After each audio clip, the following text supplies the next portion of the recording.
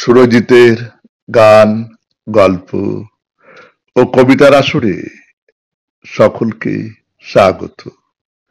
আজ শুনবেন আমারই লেখা একটি কবিতা, মেঘ। মেঘকে দেখতে দেখতে কেমন বিবশ হলাম। মেঘকে বললাম, ও মেঘ, বলতে পারিস কোনখানেতে তোর ঘর? মেঘ বলে, কেন? দেখো নাই ওই যে আকাশ পানে চাও, দেখবে আমায় সেথায়। বললাম, যাবি আমার ঘর? মেঘ বললে, কেন গো? বললাম, ভালোবাসি তাই। মেঘ বললে, আমি তো যেতে চাই, কিন্তু আকাশ আকাশ তো ছাড়ে না কভু। না ছাড়ে তো পালিয়ে আই তবে। মেঘ বলে, না না না, হয় না তা।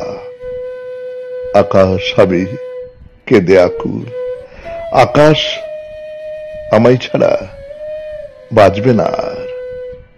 একদিন ভালোবাসার টানে মেঘ এলো আমার ঘরে।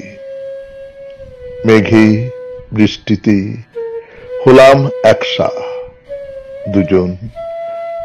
দুজনার আলিঙ্গনে গড়ে উঠল আমাদের স্বপ্নের সংসার। বেশ চলছিল আমাদের এই আনন্দের সংসার।